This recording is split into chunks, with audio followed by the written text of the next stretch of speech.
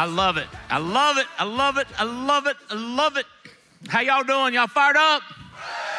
We doing good. I hope none of y'all messes with Dr. Ben Carson and get shot. That'd be terrible. I just want to meet him. Got shot. It's a bit extreme, sounds like to me, but.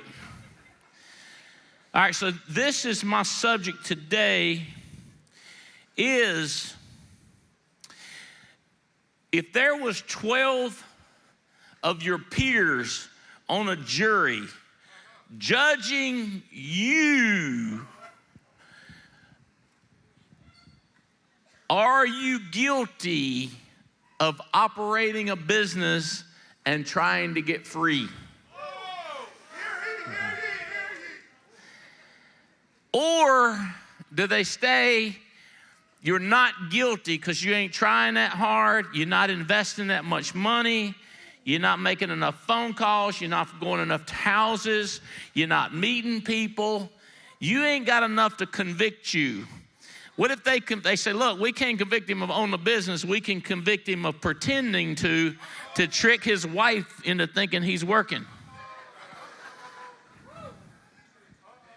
I don't see that as much as I used to. We used to hire a lot of guys, and they wouldn't do anything, and we found out their wife was making 80 grand or 120 grand, and that's the reason he wasn't doing anything, because he had her out there working, and he would convince her that he was trying to do insurance, and he was in business with us, but it wouldn't work.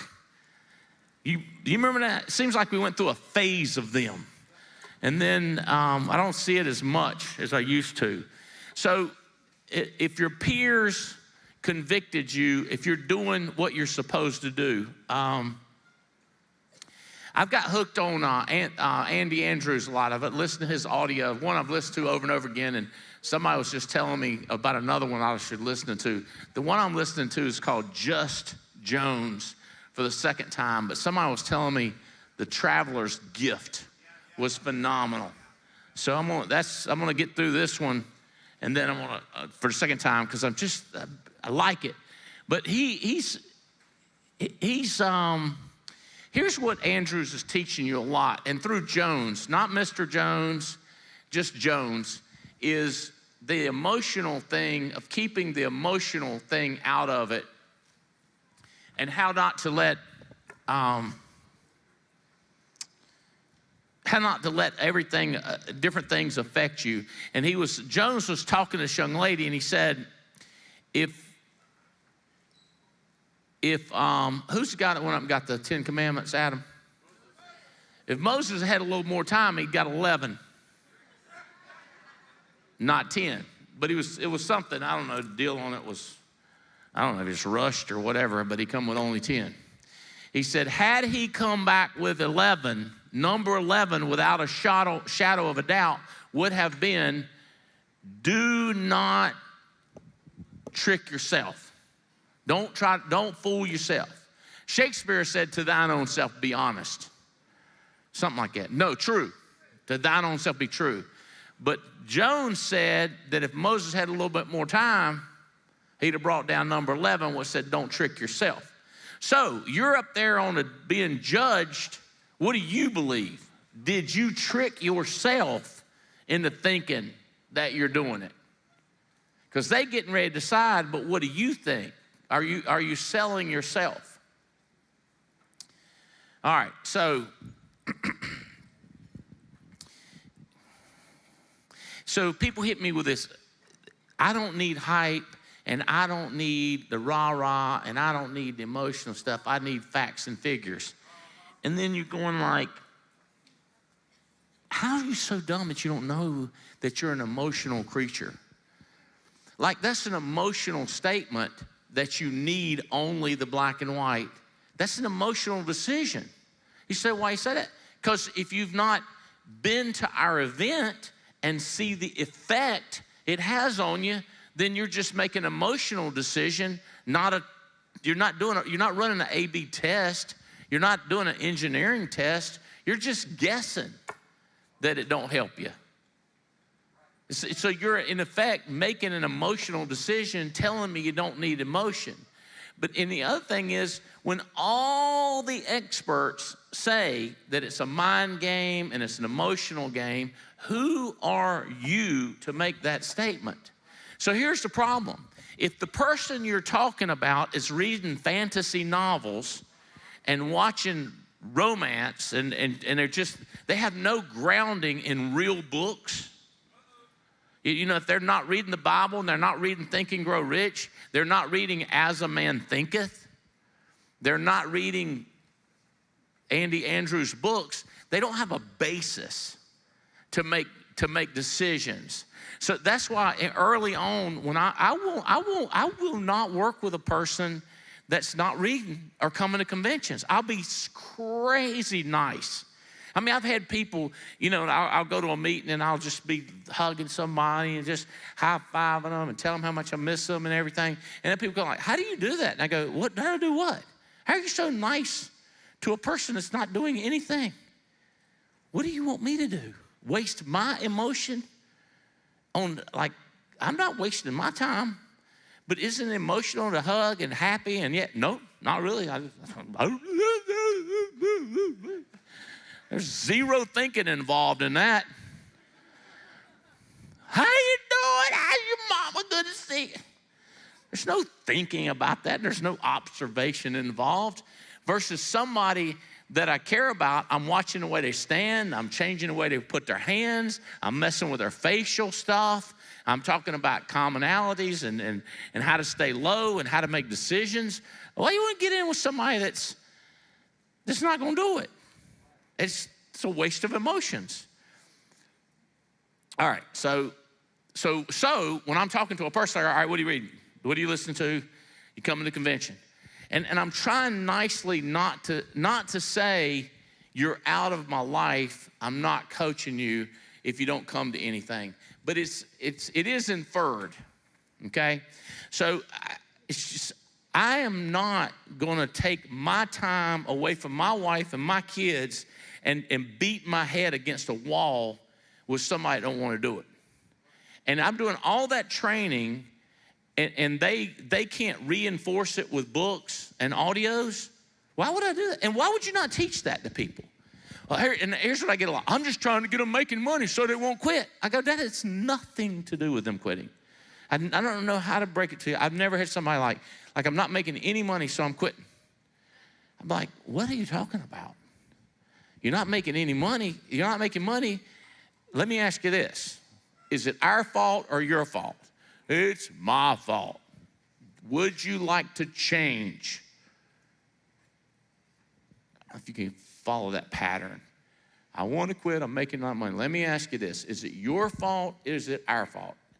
And if they say it's your fault, then I say, why? And it's just, it's not, people say, what if it just gets, it don't get ugly. It don't get ugly. And people say, like, the leads are too expensive. I go, guys, listen, I've got Brian Rojas buying those leads and Michelle doing it. You want to talk to her? Well, she's going to say what everybody says. What? Like, it's not going to get bad. And if they say it's my fault, then the question is, do you want to change? Well, the first thing we got to do is we've got to start doing what other rich people do, which is hang around smart people and quit hanging around dum-dums. Who's the dumbest, brokest, poorest person that has a negative attitude that you hang around with the most? Are you trying to get personal? Yeah, I'm trying to get personal. Who is it? Reduce the amount of time you're spending with that person. Because what's happening is I'm trying to move you over here, and they're trying to move you over here. You ever heard of that? Like, I can't talk to you no more. I feel like I'm getting dumber every minute. Don't say that to them, but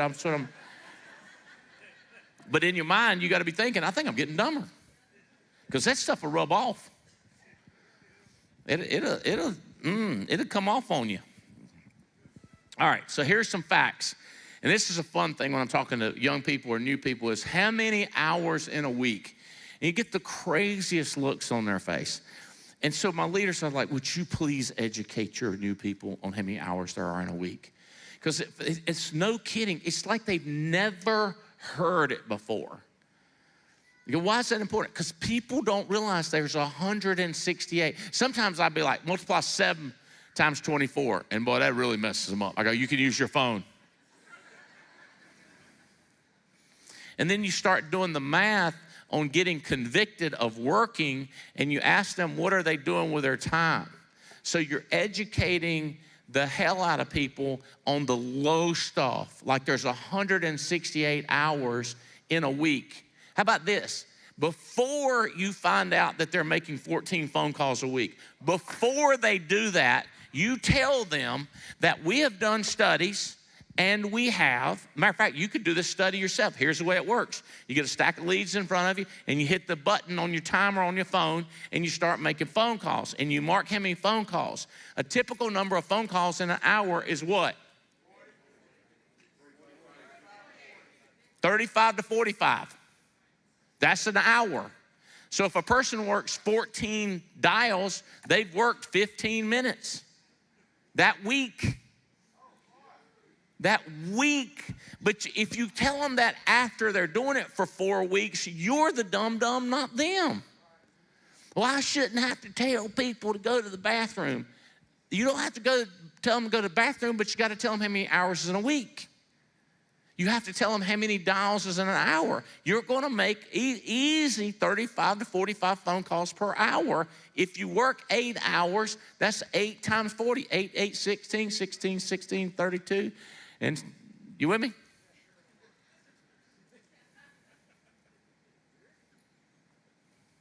Facts.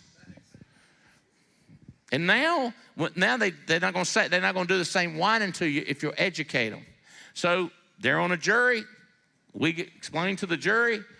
We question you if you know how many hours in a week. If you don't know that, and then how many dials are you making? How many people did you meet this week? How many people did you talk to about the business? Just keep it, like we're going to put these people, we're going to put them in jail, we're going to set them free. We're going to put you in jail, you set you free. If you can't prove to us that you actually own a business. All right.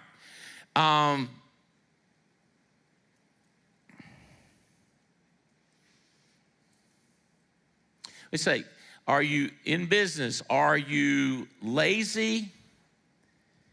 Or are you scared of money? Because in this business, if you work, you're going to make money. So are you scared of the money or scared of the work? And here's what I get. I'm scared that it won't work. Like, it is not the problem. I'm scared it won't work. How about be scared you won't work? Like, it works, you work. Like, this Circle of You book, it wouldn't hurt you to reread it or at least re-highlight it when you're talking to your people and try to get them to understand. I'm talking to quite a few people in this convention center that I'm really having to come back to that Circle of You thing to where you matter. Like, not what everybody else is doing. I'll tell you in the whole group, so I've told some individuals this. Guy comes up to me, he's not in here. It's another story. He comes up to me and says, I've got the ideal girl I want to marry, and I'm after her. Go, tell me about her. She loves Jesus. You know I love Jesus, she loves Jesus. She's already got her insurance license. She's ambitious. She's good looking, fun, likes to travel. I said, man, she sounds ideal. He said, what's the problem? I said, she's married to this guy. Can you help me talk to him? Or her, help me talk to her. And no, I'm not helping you talk. You don't understand. Right age, she's 3 years younger than me. Like, this is a perfect model of everything my man wants in a woman. One problem, she's married. But that's not the only problem, but that's the one problem that we've discovered so far. And so, like, I'm not kidding you. This story is repeated all the time. It works like this. My son, my daughter, my neighbor, my boss needs to get in this business. They're perfect for it. Why don't they do it? They don't like it. Well, there's that. So this girl that's married, does she not like it? No, she don't like me. So she's married and don't like, no. But I think the reason she don't marry me is because her husband makes so much money. What? He makes like $400,000. I go, yeah, that's bad. But you want to marry her? Yeah. Would you talk to her for me? No. See, what makes me look like a magician is the things I do work. But I am not going to try to fly right now off the stage. You with me? I am not. Because Noel showed me what had happened. That's why not. Every time I tell people to cross that line, I see them going, stand over here. Yeah, can you do the analogy? Can you work with me? They're telling me something that won't work over and over and over again and ignoring what will work. I don't know, like, go find a girl who ain't married, just broke up with some ugly guy who's broke. And be nice. Dadgum, I just thought about Philip Hudgens, and I can't talk about any of them stuff that he said. Nope. It's the same analogy. A neighbor, a boss, it's like find some, like you're trying to recruit, find somebody that likes network marketing. Find somebody that was in Cutco, somebody that was in Legal Shield. Find somebody that was Amway. Find somebody that, I mean, this is not to marry, this is to recruit. You with me?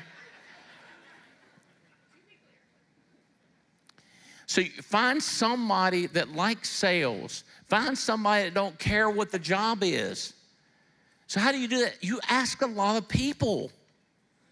And you don't get upset when they don't like sales. They don't like talking to people. They don't like leaving their house. They don't like commission only.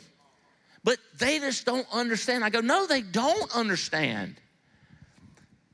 So the other thing you can do is keep it real small. So when I'm talking to people that make a lot of money or they're happy with their job, all I'm asking them to do is just check it out, see if it makes sense. Maybe for themselves. In other words, maybe they educate themselves on their finances or estate planning or life insurance or stock market. They can learn a lot by just doing this on the side. Like you read a book on taxes, or you read a book on AI, or you read a book on how to do Excel spreadsheet. Just take a couple classes on finance and how insurance and investments work. Just keep it real low for them. You go, but what I want them to do is get in and hire 20 people and write $30,000 a month. I know that. I've been around. I know what you want. I want the same thing. But we start with what we can get. If we can just get them in the door, if we get them signed up for class, if we can get them come to a meeting.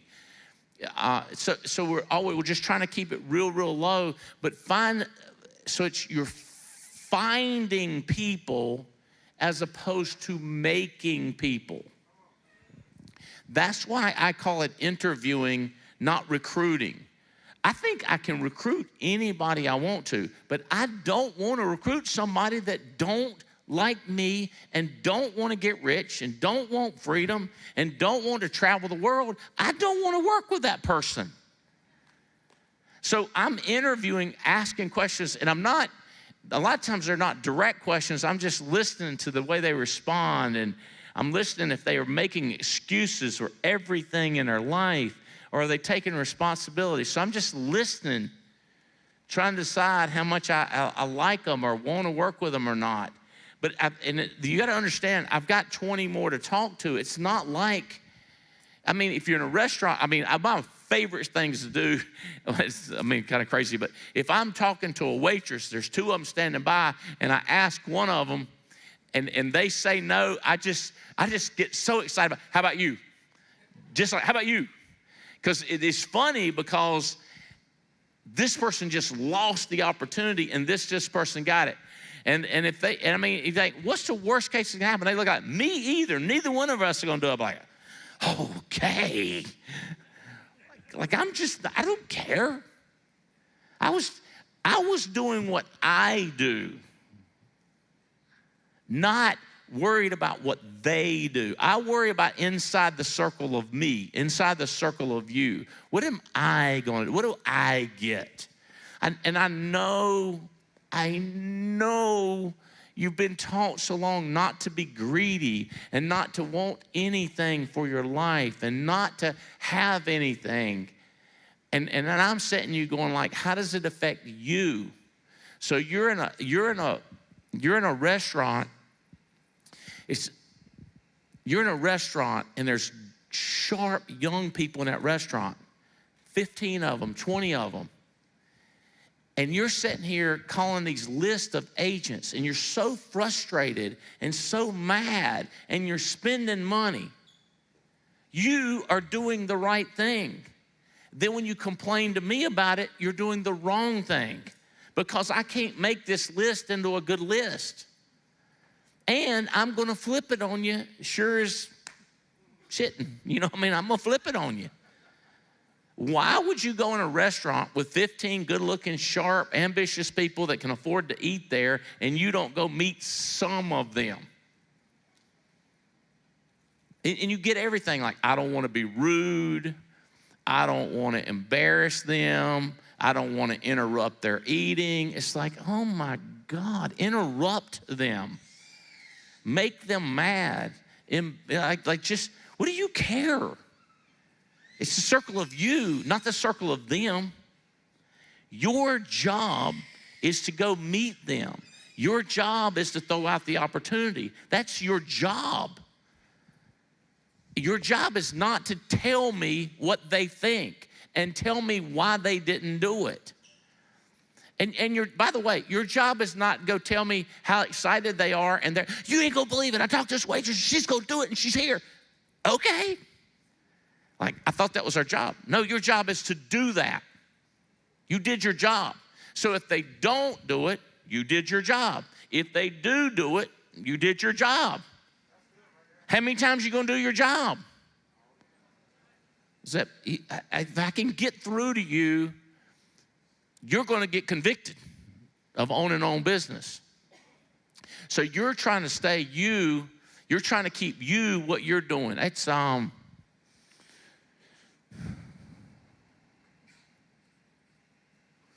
thinking, I don't want to offend too many people at one time. It's okay to offend onesie, twosie.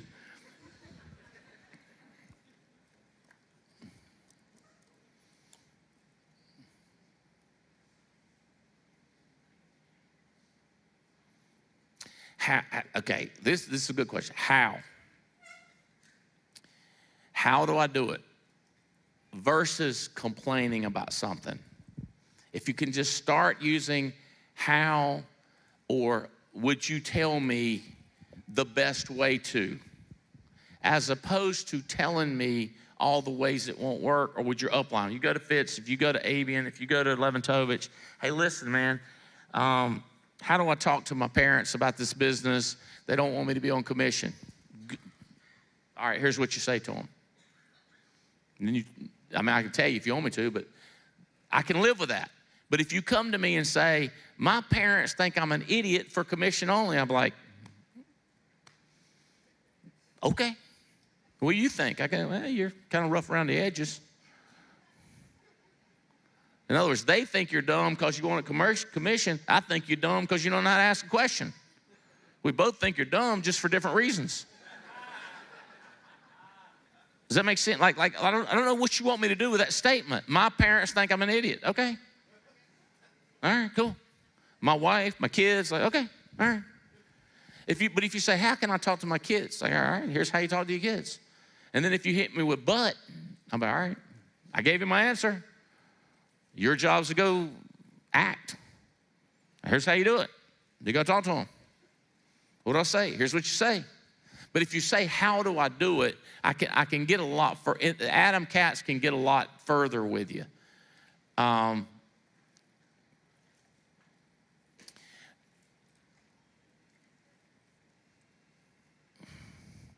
was telling this couple stories about talking to you, trying to decide if this is too high level. You talking to people, getting good at explaining to people in a nice, non-emotional way, okay?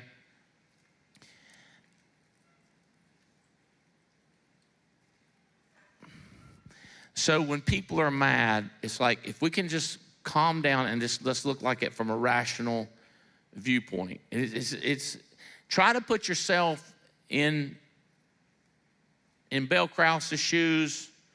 Try to put yourself in Noel's shoes. Try to think about their perspective. So a person says, hey man, listen, I only missed the trip by 1,000 points. Can't you just get me over the edge? Yeah, we can do anything we want to. We could just take everybody on a trip. Company would go bankrupt and we'd go under, but sure, we can do that. What's your question? Well, that is my question. Can I do it? So you want me to do it for you, but you want me to do it for nobody else. Don't that sound unfair? And they go, yeah, that's unfair, but I still think it'd be good for me to go. Well, that makes sense. That's a good comment. I mean, you're logical in what you're saying, but to me, it looks unfair. So here's the way we look at it. We don't want you, if the trip is 250,000 points, we literally don't want you to win with 250,001 point. As a matter of fact, we've been thinking about saying you've got to be 10% over the margin to win a trip. So if it's 250, it's really 275 because you were only 10% over the number. What do you think about that rule? Like I make up stuff like this all the time. I go, what do you think? I don't like that rule. What do you not like about it? Because that way people understand that you got at least 10 point over, because if everybody hits 250 on the dot, it costs us more money to run the trip. Like if you do 290 and it only did 250, we save all that money because it don't cost anything more to send you. So that's how we have a few more people to go, because some people overshoot it. But if everybody hit it on the dot, it wouldn't be as much fun for the corporate people. So I'm trying to get people to understand, like it's not a one-way street, it's a two-way street. So here's what we're gonna do. We're not gonna put in a 2% rule, and if you're $1 over, we're gonna let you go. And you know what's coming next. If you're $1 under, you ain't going. I had a guy call me one time, he said, I've heard you do that talk about just call you if you barely miss it. And I was like, he did not understand what I said. So if you start talking to your people now, you won't be the one representing your downline telling me how they barely missed it. But it is funny when people are like, I only missed it by 400 points. You understand, we had 7 people closer to the trip than you. So we had one 350, one 290, we had one $100, one personal app, and they could have been there. But they just didn't pay attention, they just missed it. So if I had to do you, we got to do 7. I'm not gonna do it. But it's your, I say this from stage, but if you would explain it to your team, I wouldn't have to deal with it. Does that make sense? What we're saying is like if we can get this coaching down to the smallest levels. I'm mad at the company. I barely missed a bonus or a promotion, and it's Transamerica's fault.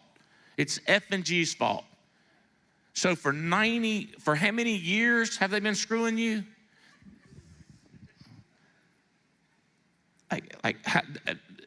What are you talking about? Like they just after you, coming after. I'd quit writing for them. You don't understand. I go, no, I don't understand. How did they? Well, it's just one case. Oh, the old one case scenario. Like it's the first time I've ever seen this. I've been doing this for 25 years. You think nobody's ever missed a promotion because of one policy? What about that Tuesday when you decided not to make phone calls or stop at 3 o'clock? Do you remember that day? Do you not recall that? Do you remember when you kind of had a cough? You remember when your cousin called? Like there's 97 different things that you could have sold one more policy, and that F&G policy, that Transamerica wouldn't make a bit of difference in the world, but yet you have the brain power to blame them. So it's like I'm not kidding you. I sit around and talk about this stuff with people at Night Owl and just tell these stories over and over again. So what I'm doing is I'm trying to prevent problems that I know is going to happen.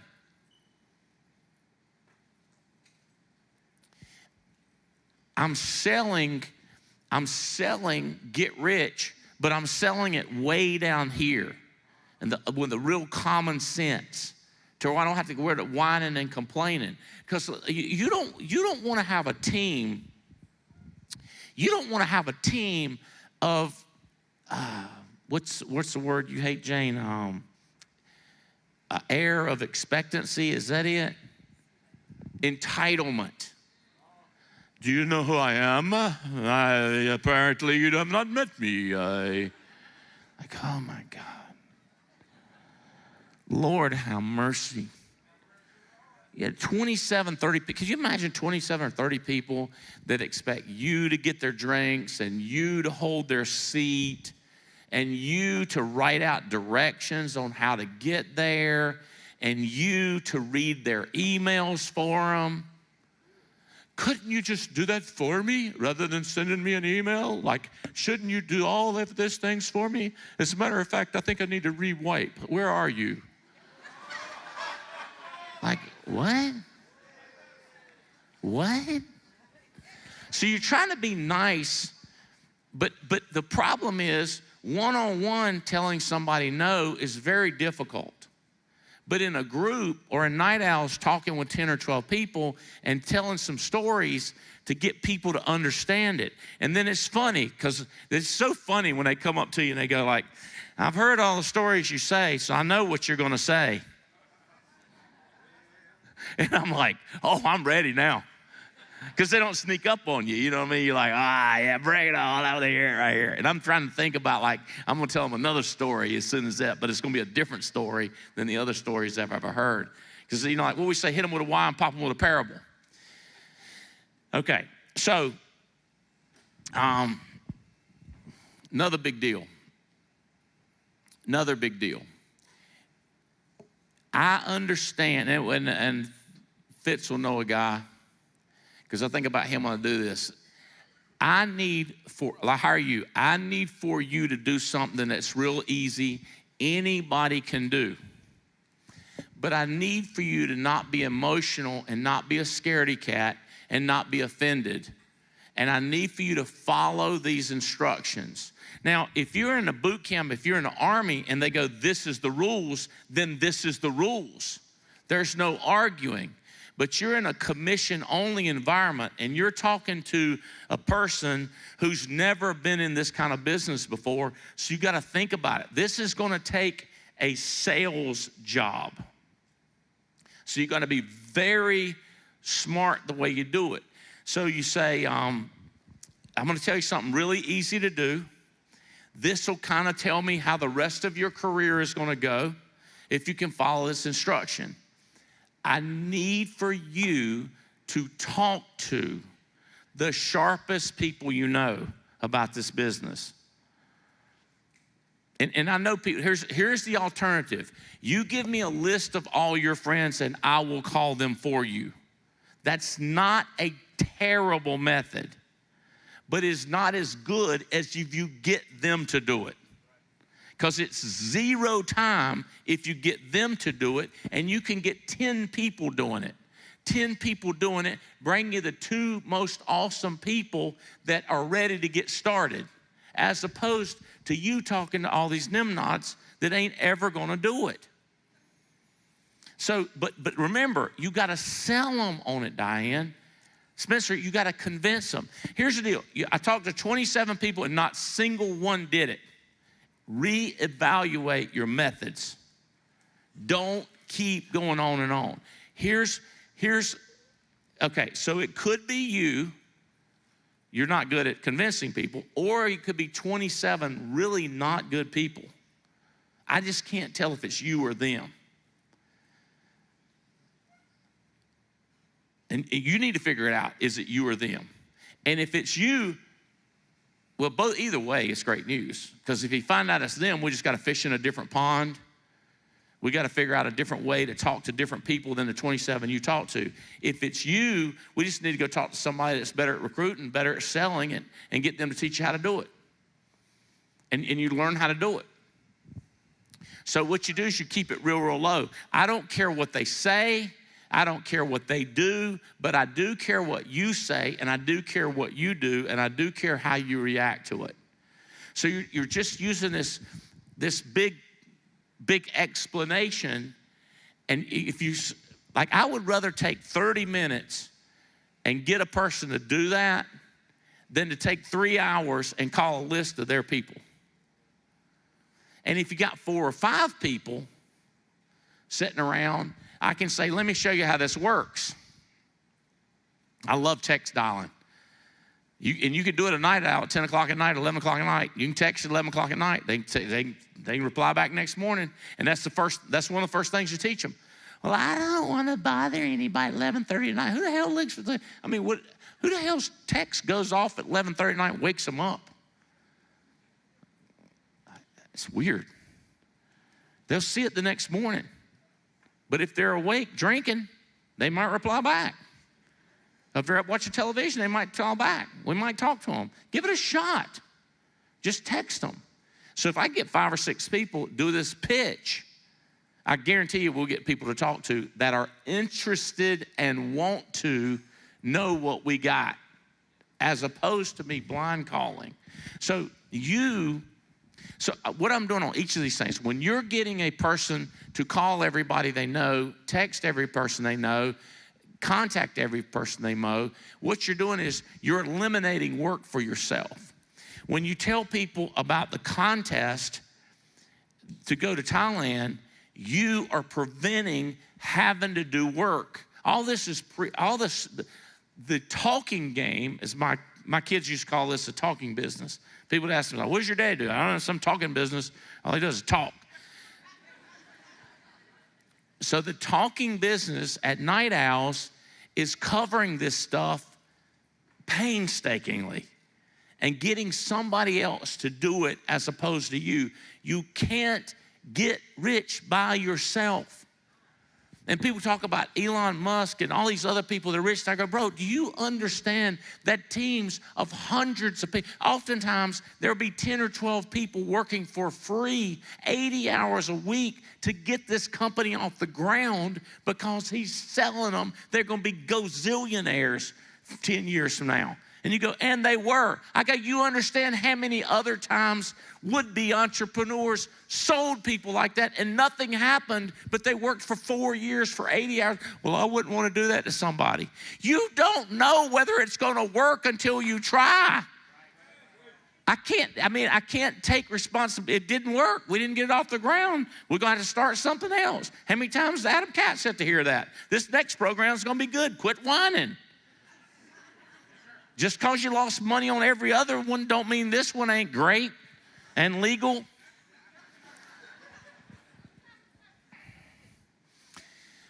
How about this one? Years and years and years and years of Amway. Easy 90% of you are because of somebody I hired in that business. And then that business led to this guy who led to this guy who led to Andy Riddle. So there's actually somebody before him, Marcus Womakis.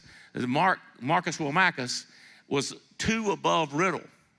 And the guy above, like Womakis, hired this guy, not smart, not a worker, not nothing. And didn't you find a business card of his? He had a business card on a desk, and what in the world? Riddle dialed the number and said, what do y'all do? It don't add. When he tells us, go like, I don't get it. Why'd he do it? But he did it, and this guy hired him. Never did anything before, never did anything after. Didn't he come to meetings barefooted or something weird sometimes? He wore Jesus sandals to business meetings. Jesus sandals. Not Birkenstock or whatever them things, just Jesus sandals. I don't even know what that is. And then Wilmakis, who was above Wilmakis? Dave Thomas. Dave's only been in 4 times now. It's not Wendy's guy. It's a different Dave Thomas.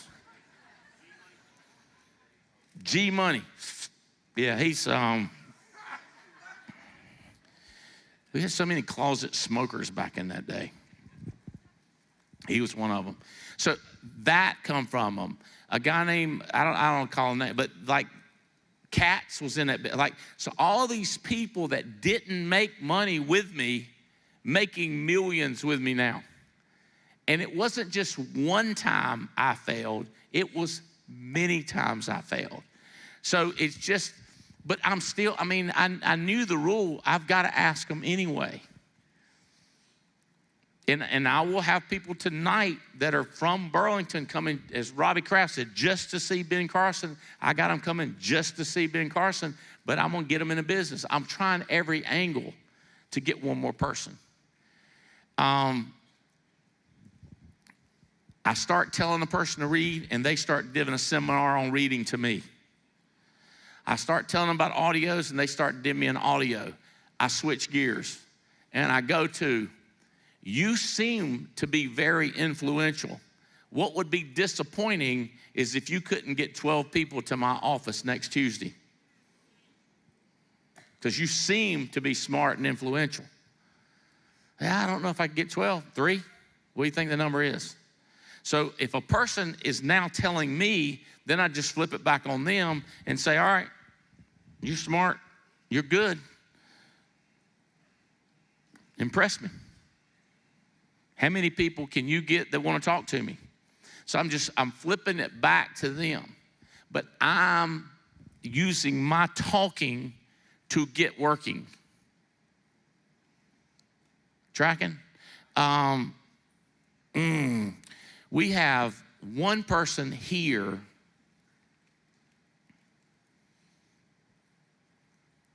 that's really promising. We have another person that didn't make it that's selling every single week and getting better and better and better, and for whatever reason they couldn't make it. The person that's bringing them has about 20 people in their business, nobody doing anything except this one person. And he does meetings, Zoom calls with them, and he trains them. They don't come to anything we do. And then this other person here, what we do is we'll volunteer to do a Zoom call for them, and then we just look at the people. And my staff does this. I've done it too, but I haven't done it with this one guy. And we'll say, like, that one looks like they got some sense, or we'll start asking them some questions, and then we'll message them directly and say, hey, could we one-on-one chat with you? Like away from him. And then we'll say, hey, we got a meeting coming up. We just wonder if you might want to come and like learn a little more and hang out a little bit. Nothing negative about the person that's not getting any sales or not coming to any meetings. So basically, this person has become a free recruiter for us, it's like a bed, or it's like a, he's like a, yeah, that's what it reads my mind. He's a little incubator guy for us. And so anytime we ain't had much happen lately, say, let's do a Zoom call with Bobby. And then we'll go there with a Zoom call and get on there and start messaging them and try to talk. And sometimes you talk to them, and then they'll check with him. It's weird, because they'll check with him before they talk to us. And then he'll call and say, hey, don't be trying to work with our people directly. And we'll go, oh, sorry, no problem, because we don't want to mess up our incubator. So, well, shouldn't you talk to him and tell him what he's doing wrong? No. We try to talk to him. You talk to that wall, that post, same difference. You're going to get the same reaction. He's not reading books. He's not listening to audios. He knows everything because he's told us he knew everything. And so he says, we're going to be fine. So we're not mad. We're just using it as an incubator. Does that make sense? People are like, I didn't know you could do that. Like, yes, America, baby. Have you seen what? No. These insurance companies, you can do about anything if you plan it out right. You put a disclaimer on it. Seriously? You can do what you like. We're trying to get results. If you're a business person, no income, no profit, no expenses, no failures, I'm gonna get you off on a not guilty plea. I want to be sentenced to life when it comes to am I in business? Am I trying? Am I digging? Am I fighting for every single inch, every single person to make a difference in their life? I'm trying to figure out how to win. And I am doing my damnedest to try to find somebody else out there that wants to. I've had a couple of just insanely successful people, and one advisor was like, how many people have you found like that? And I said, just 2 or 3, or actually just 2. And they were like, well, then why don't you calm down expecting everybody else to do it? Because I'm like Urkel. I'm thinking that person is in the audience tonight. I'm thinking they're going to stand up and just go crazy going after this business. Texting me, calling me, showing up here once a month, relentlessly, massive action. I don't know what y'all did when Fit City hired. I think we've only got that are 100% devoted to recruiting. We've only got 5 recruiters. And he said, yeah, I hired 9 recruiters. Immediately texted Patrick and Clay and I said, minimum 12 to 15 recruiters working at our office, building a team before NBC. Like, we got to get them, start interviewing. Like, when we've already got some lined up. Massive action. Hear it and then do it relentlessly. Relentlessly. We're trying to throw it out, talk to you people, but you got to go find some people to talk to. Hope this was helpful. I hope you get convicted of owning your own business, and I hope you get crazy rich and give it all away so we can make some more. Love y'all. I'm out.